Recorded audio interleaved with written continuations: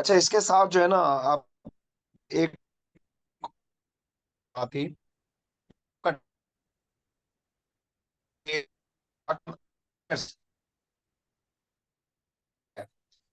जिनके नियम है। तो आई के दो के जितने भी पाकिस्तान अफेयर्स के कुछ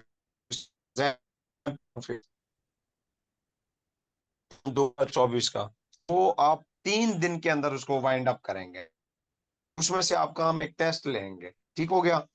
3 दिन से मुराद ये है कि फर्ज करें अगर 60 पेपर है तो 20 पेपर्स आपने डेली करने। 20 पेपर से मुराद क्या है कि आपने 10 क्वेश्चन, 10 नहीं होंगे, 5 से 7 क्वेश्चन होंगे। तो एक पेपर के 5 से 7 क्वेश्चन है। अगर 5 से 7 क्वेश्चन भी हम कर लें और करें जी, 20 पेपर भी कर लें, हम फर्ज करें किसी में एक दो होते हैं, किसी में कम होता है, एवरेज 5 कर लें आप, तो 100 एमसीक्यूज बनता है। कि 100 and 120 एमसीक्यूज आप 3 दिन में नहीं कर सकते, मुझे ये बताइए। देखिए, चीजों को जी अगर इसके टेक्निकली लेके सन जस्ट अफेयर के जस्ट पाकिस्तान अफेयर्स के, कर लेंगे जी। देखिए टेक्निकली चीजों को लेकर चले, मैं आपको जबरदस्त तरीका बता रहा हूँ। 2024 के जितने भी आपके पास पेपर्स हैं, उसके जरिए आपका पाकिस्तान अफेयर हो जाएगा एक तो।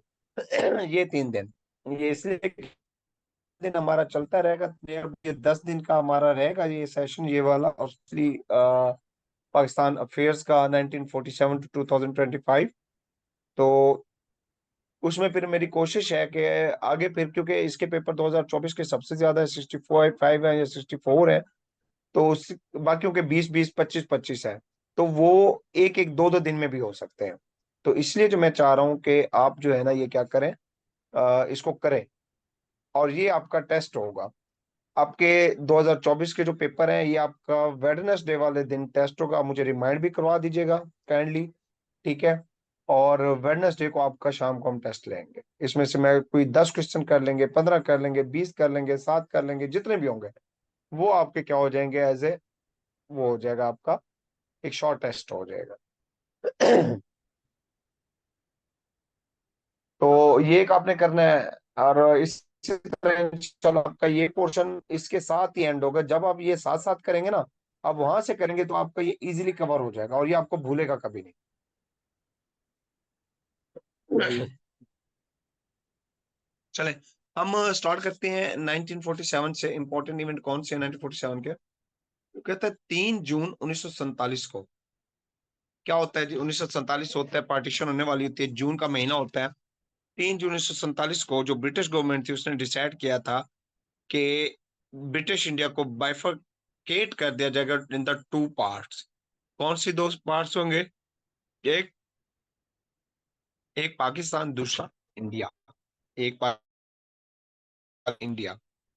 और ये एक्ट था, ये कब जो है ना, रॉयल जो इनकी कैबिनेट थी ब्रिटिश की, ये असेंबली में कब पेश किया गया था उनकी? 18 जुलाई 1947 को। यानी कि जो पाकिस्तान और इंडिया की जो डिवीजन है वो किस एक्ट के थ्रू है? वो 3 जून प्लान 1947 के तहत की गई थी। किसके तहत की गई थी, ये पूछा गया क्वेश्चन। 3 जून 1947 के जो था एक्ट था, इसको 3 जून प्लान भी कहा जाता है। 3 जून प्लान के तहत जो पार्टीशन की गई थी, और रॉयल असेंबली ने इसको पास किया था 18 जुलाई को। इसके अलावा पहली, जब ये होता है तो पहली कॉन्स्टिट्यूशन असेंबली बनती है जी। पहली कॉन्स्टिट्यूशन असेंबली बनी, ये बेसिकली पहली कॉन्स्टिट्यूशन असेंबली बनी थी 1946 की बेस के ऊपर बनी। तो वही जो इलेक्शन होते हैं उसी बेस के ऊपर चलते हैं, और वहां से जो है डिवीजन होती है 3 जून की। फिर वही असेंबली जो है ना अपनी क्या करती है, आगे कंटिन्यू रहती है। तो फर्स्ट कॉन्स्टिट्यूशन असेंबली पाकिस्तान की अ, वजूद में आई थी किसके तहत? Indian independence act 1947। ये पूछा गया क्वेश्चन कि जो पाकिस्तान की पहली कॉन्स्टिट्यूशन असेंबली थी वो किसके तहत कायम हुई थी? Indian independent act 1947। ये independent, not 3 June plan. 3 June plan was the partition plan, and Indian independent plan act was the establishment of the constituent assembly. Indian independent act 1947। उसके बाद देखिएगा the first meeting of the constituent assembly of the United India. ये पूछा गया question कि जो ये इसलिए नोट किया जाता है, ये क्वेश्चन पास्ट पेपर में पूछे गए होते हैं कि जो पहली कॉन्स्टिट्यूशन असेंबली थी यूनाइटेड इंडिया की, उस टाइम इंडिया अभी एक था, डिवाइड नहीं हुआ था, 1946 की बात हो रही है। कब हुई थी? 19 दिसंबर 1946 को, ये पूछा गया है। यूनाइटेड इंडिया की जो पहली कॉन्स्टिट्यूशन असेंबली थी उसकी मीटिंग कब हुई थी? 19 दिसंबर 1946 को हुई थी। क्योंकि ये किसके ऊपर बेस करती थी? 1940 के इलेक्शन के ऊपर करती थी, 40-47 के। उसके बाद देखिएगा जब पाकिस्तान बन गया तो क्या होता है जी, पाकिस्तान बन जाता है, इंडिया भी बन जाता है, तो हमारे पास तो कॉन्स्टिट्यूशन ही नहीं था। हमने क्या किया जी, हमने कहा जी नहीं,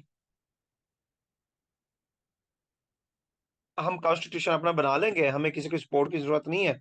हम क्या करेंगे, हम 1935 के एक्ट के तहत चलेंगे। जो British India act, government of the India act 1935 था, government of the India act 1935 जो ब्रिटिश गवर्नमेंट के जरिए पेश किया गया था, इसके तहत हमने क्या किया था, अपने मुल्क को चलाया था। यानी कि जो हमारा पहला कॉन्स्टिट्यूशन था वो कौन सा था? 1935 था, Indian act 1935। As a constitution of Pakistan के तौर पर हमने इसको क्या किया था, अडॉप्ट किया था।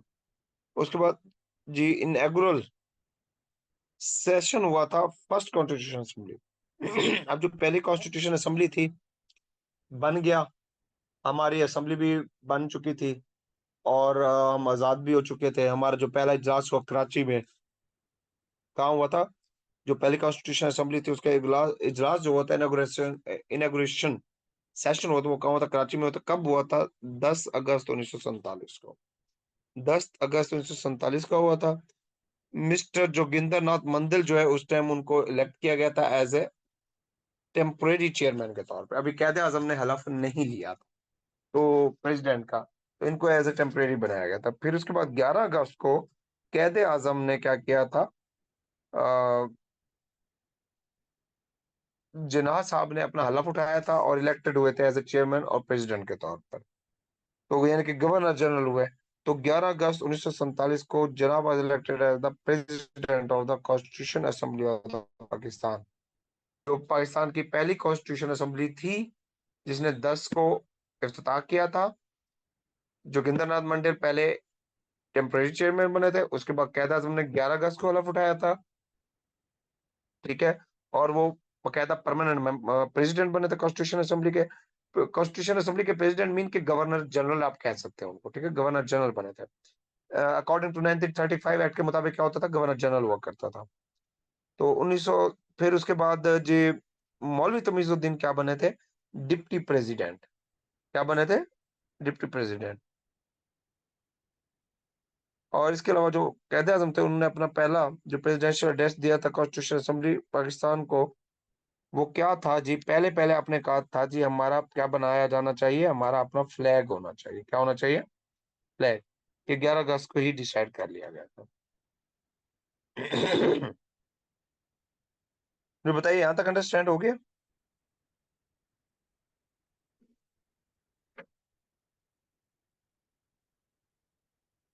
बताइएगा, अंडरस्टैंड हुआ?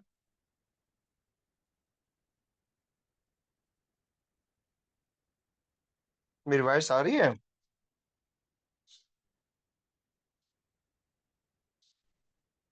चलो।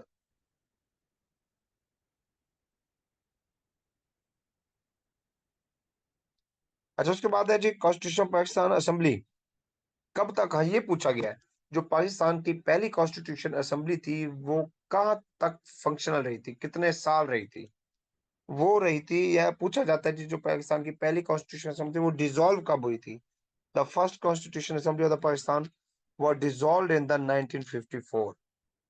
स्टार्ट कहाँ हुई थी? 1947 में बनी थी, 1954 में क्या हुई थी, डिसॉल्व हो गई थी। यानी कि तकरीबन 7 से 8 साल रही थी, 8 साल रही, 7 साल कह सकते हैं बल्कि।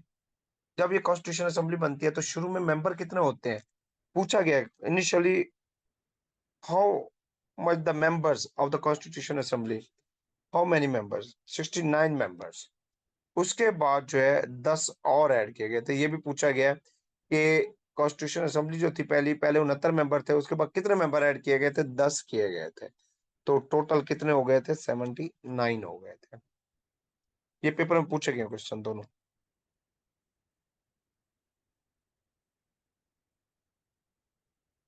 उसके बाद जी इंपॉर्टेंट मजीद आगे देखते हैं। पाकिस्तान जी बन जाता है 14 अगस्त 1947 को। कायदे आजम मोहम्मद अली जिन्ना अपनी जो तमाम पावर्स थी वो कौम को दे देते हैं, अपना खिताब करते हैं, इनके गवर्नर जनरल बन जाते हैं मुल्क के।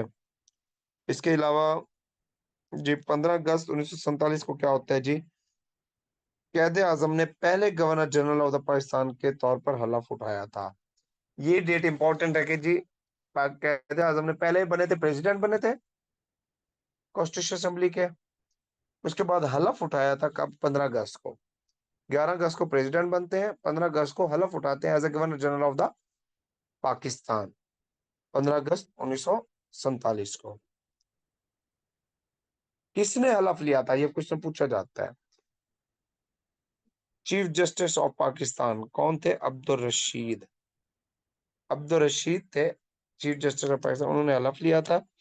उसके बाद 18 अगस्त को क्या होता है जी? पाकिस्तान, ये इंपॉर्टेंट है। उसके बाद साफ ज़ाहिर है जब हमारे हालात खराब होंगे तो हम क्या करेंगे? उधर से इंडिया के साथ हमारे मसाइल होंगे, हमारे पार्टीशन के इश्यूज होंगे, माइग्रेशन के इश्यूज होंगे, फिनेंशियल इश्यूज होंगे। तो हम क्या करेंगे? इधर से थ्रेट होगा इंडिया की तरफ से, हम क्या करेंगे? हम भागेंगे जी, हम सेफ साइड ढूंढे, दुनिया के साथ जुड़े। तो हम क्या करते हैं जी? हम 18 अगस्त 1947 को यूएनओ पहुंच जाते हैं। 18 अगस्त 1947 को पाकिस्तान किसका मेंबर बना था? यू यूएनओ का। ये इंपॉर्टेंट है। 18 अगस्त 1947 को पाकिस्तान यूएनओ का मेंबर कब बना था? 18 अगस्त 1947 को।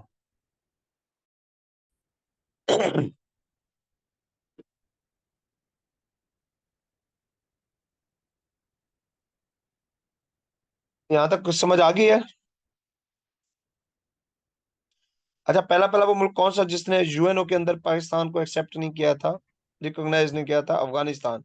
इसके पाकिस्तान पीछे को। रीजन, अफगानिस्तान, इसके पीछे रीजन का पता है आपको? पेपर में पूछी गई है, मैं बस आप लोगों से पूछना चाहता हूँ वो। सर वो सरहदी तनाज़ा जो था। एग्जैक्टली exactly, सरहद का जो तनाजा था बॉर्डर इश्यूज की वजह से किया गया था कि जी ये तो बॉर्डर है ही हमारा था, ये तो अंग्रेज बना गए थे। असल में तो ये हिस्सा तो सारा पेशावर ये हमारा था, केपी के एनडब्ल्यूएफपी। तो इनका यही तनाजा था, इसलिए एक्सेप्ट नहीं करते थे कि अंग्रेज तो जा रहे हैं, फिर ये खिता तो हमारा दे के जाए ना। तो इस वजह से इश्यूज था, एक्सेप्ट नहीं किया था।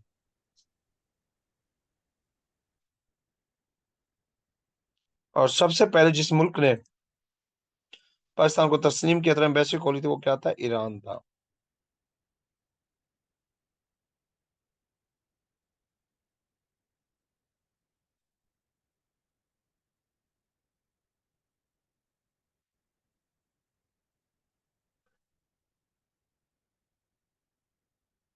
अच्छा, जब बनेगा तो प्रॉब्लम्स भी तो फेस करने पड़ेंगे ना इनिशियली। तो क्या होता है जी? जब हम पाकिस्तान बनता है तो फिनेंशियल एसेट्स की डिस्ट्रीब्यूशन किस तरह होती है? असल में पाकिस्तान के हिस्से में आना होता है 750 मिलियन। डिवीजन होती है 750 मिलियन, यानी कि 75 करोड़। तो इंडिया पेड करता है कितना? 200 करोड़। बाकी कितना रह जाता है जी पीछे? 550 करोड़। पहले इंस्टॉलमेंट 200 करोड़ दे देता है, सॉरी 200 मिलियन यानी कि 20 करोड़। फिर सेकंड इंस्टॉलमेंट इंडिया ने पे की थी 500 मिलियन की। लेकिन क्या की थी उस टाइम भी? देखेंगे चाहे कायदे आजम थे या गांधी थे, इन्होंने बनाया तो जरूर था, हाथ इनके भी बनते थे। हालांकि गांधी बनते हैं तो गांधी पाकिस्तान गांधी को कहता है कि जी हमारे पैसे निकलवा के दे। तो बाकी जो दूसरी रकम थी वो गांधी की मिन्नत समाजत के ऊपर पाकिस्तान को मिली थी, जो 500 मिलियन थी, रुपीस थी। पहले 200 मिले, फिर 500 मिले, 700 हो गए। अभी भी उन्होंने हमारे 50 मिलियन यानी कि 5 करोड़ हमारा देना है। इंडिया ने, इंडिया हमारा मकरूज है 5 करोड़ का अभी भी। उसके बाद रिफ्यूजीज की प्रॉब्लम है। जो रिफ्यूजीज की डिवीजन थी वो किस तरह थी जी? 16 अगस्त को प्रॉब्लम शुरू हो गए थे। रेड क्लिफ जब कब होता है, रेड क्लिफ डिवीजन होती है। तो क्योंकि बहुत सारे, क्योंकि बहुत सारे खिते ऐसे थे जो पाकिस्तान के हक में आने थे, रियासतें, लेकिन वो इंडिया में शामिल कर दी गई थी।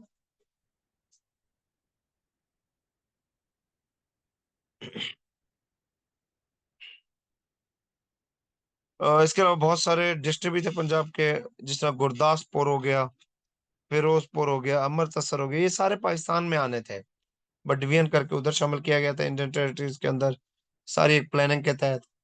उसके बाद जी वहां से जितने लोग थे मुसलमान, उन्होंने छोड़ा, और काफी सारों की क्या हुई थी, कैलटीज भी बहुत ज्यादा हुई थी। जो पहुंचे थे उनके पास कोई अशिया नहीं थी, और पाकिस्तान जो है वो बड़ा मसाइल का शिकार था। तो इसलिए जो है ना क्या था, कि कैद आजम ने एक इस इन हालात को काउंटर करने के लिए एक ऑर्गेनाइजेशन बना दी थी, एक फंड बना दिया था, फंड स्कीम, ताकि लोग पैसे उसमें जिनके पास है वो जमा करवाएं। तो वो कौन क्या था, कैद आजम रिफ्यूजी रिलीफ फंड कहा जाता है उसको। कैद आजम रिफ्यूजी रिलीफ फंड, ये बनाया गया था। किसने बनाया था? कैद आजम ने बनाया था।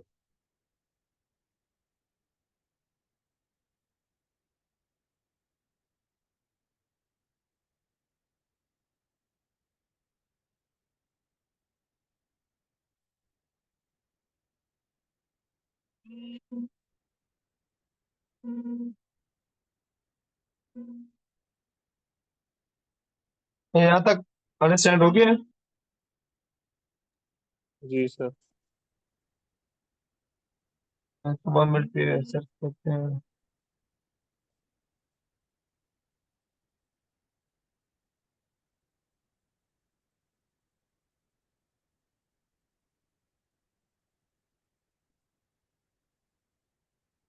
आज मिलिट्री एसेट करते हैं। मिलिट्री एक्शन में अगर हम बात करें तो आर्मी जो ऑफिसर्स है उनकी डिमांड की गई थी, उनकी विल के ऊपर, कि वो चॉइस दी गई थी कि आप जिस चाहते हैं। तो फिजिकल जो एसेट्स है वो डिवाइडेड किया गया था कि 5/17 रेशो, यानी कि 5/17 के 17 में से 5 पाकिस्तान को मिलेंगी और बाकी इंडिया को मिलेंगी। यानी कि 17 है, उसमें से 5 पाकिस्तान की और 12 दूसरे इंडिया की होंगी। यानी कि कोई टैंक है या कोई गन्स है या कोई भी है मटेरियल है। इसके अलावा 16 जो है ऑर्डिनेंस फैक्ट्रीज थी, और इनडिवाइडेड इंडिया के अंदर अनडिवाइडेड में जब हम इकट्ठे थे तो 16 इंडस्ट्री थी, लेकिन जब हम अ, अलग हुए तो अनफॉर्चुनेटली हमारे पास कोई भी ना आई। इसके अलावा वह ऑर्डिनेंस फैक्ट्री जो ये एस्टेब्लिश करके दी थी, इंडिया ने कहा था, कमिटमेंट की थी कि मैं बना के दूंगा, 1952 में बना के दी गई थी। और यही चीजें थी जो कि बाद में फिर पाकिस्तान ने अपनी सारी डेवलपमेंट खुद की थी।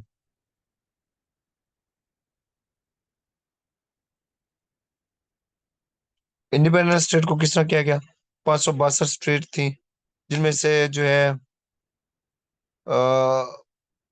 14 जो है वो सिर्फ पाकिस्तान की बाउंड्री पे थी, बाकी इंडिया में थी। लेकिन जब डिवीजन हुई तो सबसे बड़ी बड़ी स्टेट जो थी उनको क्या किया गया, डरा धमका के, जंग के उसके ऊपर, ब्याफ के ऊपर, इनको इंडिया में शामिल किया गया था, कब्जे किए गए थे। इनमें से जो है सिर्फ कश्मीर, जूनागढ़ और हैदराबाद बहुत बड़े थे। इसमें हैदराबाद को भी उधर शामिल किया गया, जूनागढ़ को भी, और कश्मीर का इशू अभी तक हमारे पास चल रहा है। उसके अलावा कश्मीर का देखिएगा जी,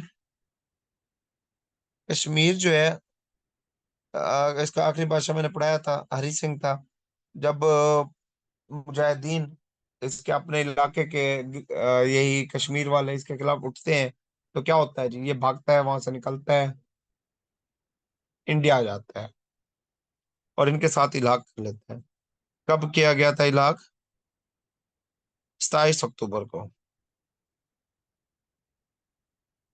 और बल्कि 26 अक्टूबर को इलाक किया गया था।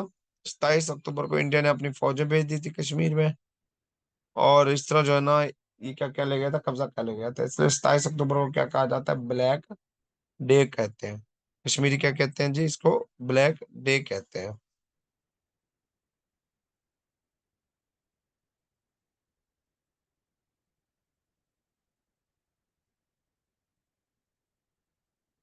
और यहाँ तक अंडरस्टैंड हो गया 27 अक्टूबर तक? जी। तो 27 अक्टूबर तक ये चीजें रहती हैं। इंडिया अपनी आर्मी भेज देता है और कश्मीरी ब्लैक डे मनाते हैं, और हम जो है क्या करते हैं जी, हम वापस आ जाते हैं। फिर उसके बाद हम एक इंटरवेंशन करते हैं जिसकी वजह से इंडिया क्या आ जाता है, यूएनओ में जाता है। और उसके बाद जो है क्या होता है कि यूएनओ में जाने के बाद 1948 में ये मसला कश्मीर जो है यूएनओ की टेबल पे आ जाता है, और लाल हाल हुआ के सामने है। ब्लैक डे ऑब्जर्व करते कब? 27 अक्टूबर को। जूनागढ़ स्टेट ये मैरीटाइम स्टेट थी जो कि समंदर के किनारे, इस पे इंडिया कब्जा कर लेता है। हैदराबाद दक्कन पे कब्जा कर लेता है।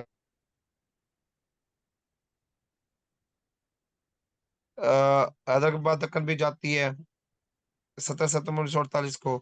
11 नवंबर को जो है दीर चित्राल जो है ये पाकिस्तान की तरफ आ जाते हैं 1948 में। अच्छा, कल हम जो है ना यहाँ पे क्लोज करते हैं आज। थोड़ा सा है, गले का आपने फील किया होगा, आवाज भी अभी ठीक नहीं है।